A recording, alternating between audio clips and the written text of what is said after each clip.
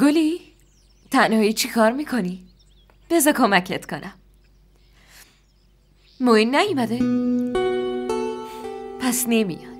نمیشه این روزا به مردا اعتماد کنی، اونا گولت میزنن. معین کسی رو گول نمیزنه. گلی، من اومدم.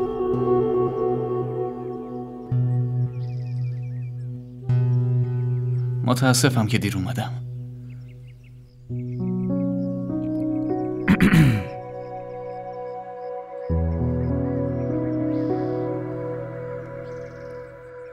گلی، میدونم که اون روز اشتباه کردم، اما این آقا آرمان منو سر عقل آورد.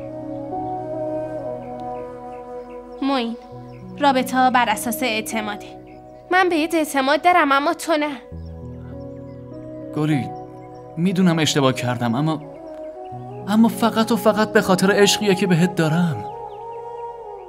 گاهی یه نفر به خاطر عشقی که داره خیلی حساس میشه. و تو چی کار کردی؟ به جای اینکه قانعم کنی ازم عصبانی شدی؟ خب من اینجوریم. من که الکی از کسی ناراحت نمیشم. نمیخوام کسی هم اینجوری رفتار کنه. به خاطر همین عصبانی شدم. گلی، نگام کن. متاسفم. آرمان، منو خیلی نصیحت میکنی. خب اینم نصیحت کن دیگه. گلی نور، گوش کن. گاهی باید توی رابطه قلب بزرگی داشته باشی. باشه، اگه تو میگی قبوله. اما یه شرط دارم. دیگه اون کارو با هم نمی کنی. و تو هم بهم قول بده که دیگه کسی بین ماها قرار نمیگیره. گلی، تحمل نمی کنم بینمون فاصله بیفته.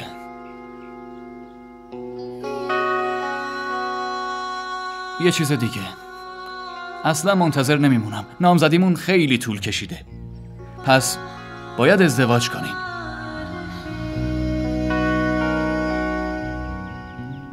باشه، کمکم میکنی؟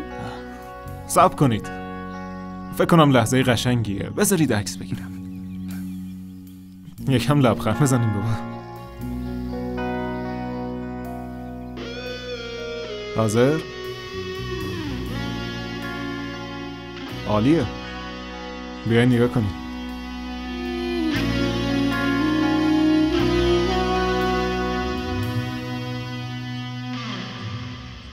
آرمان، کجا داری میری؟ بیا با ما نهار بخور. خب یکم عجله دارم. باشه یه روز دیگه. چرا عجله داری؟ تو برای ما وقت نمیذاری. بیا میشینیم و یکم حرف میزنیم. درباره چی؟ درباره هر چی میتونیم حرف بزنیم. و ازت ممنونم. کاری کردی معین بیاد و گلی رو ببینه. گلی این چند روز خیلی ناراحت بود. خوبه که آوردیش اینجا. معین اصلا براش وقت نمیذاره. من نیاوردمش، اون خودش اومده.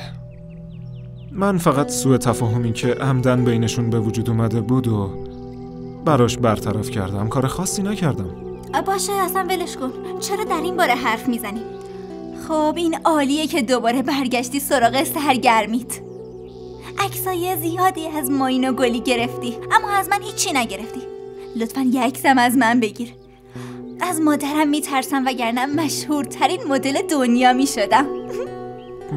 خیلی متاسفم، اصلا وقت ندارم. امکانش نیست. باشه یه روز دیگه. خدا نگهدار.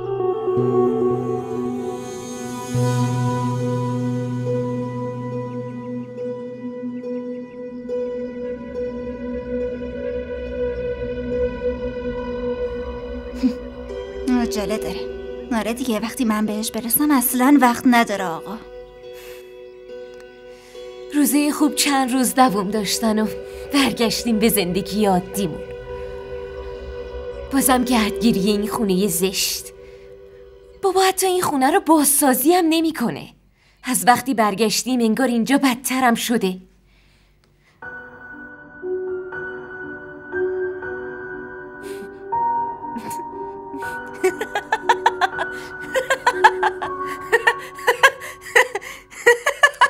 به چی میخندی؟ درست مثل سلماس خانم شدی. کارتو بکن، تو هم شبیه صفیه شدی.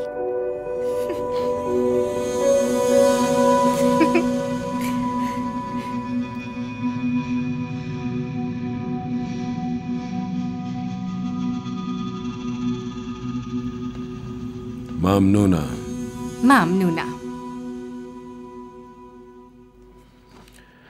چی شده؟ بازم که داری زخم زبون میزنی؟ حتما داری حساب میکنی؟ تو کارایی که کردی رو به برادر کوچیکترت بگی. معلومه. باید معاملات شرکت رو بررسی کنم. اون مقدار زیادی پول برای همه خرج‌ها به حسابم واریز کرده. پس مجبورم حساب کتابش کنم. آخه چرا مجبوری؟ تو مدیرشی یا پیشکارش یا نوکرش؟ کارایی که این مدت براش انجام دادی و چجوری میشه حساب کرد؟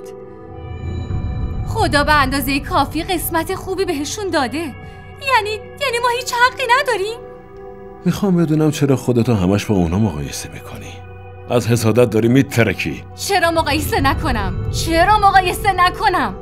برای دخترام این کارو میکنم. از گلی چیزی کم نمیشه. اون که داره از یک کاخ بره یک کاخ دیگه. پس دخترای من چی؟ اونا چی میشن؟ فکر کردی؟ فقرا خواستگار ندارن. دختراشون ازدواج نمیکنن. برای چیزی که داری باید از خداوند تشکر کنی. اگه همش فکر کنی که چرا قسمت رعنا اینجوریه و تو چی داری، اون وقته که بهش صبح تا شب حسادت میکنی. اینو بدون که حسادت انسان و سرنوشتشو با هم میبله. بذار یه چیزی بهت بگم آقا جهانگیر.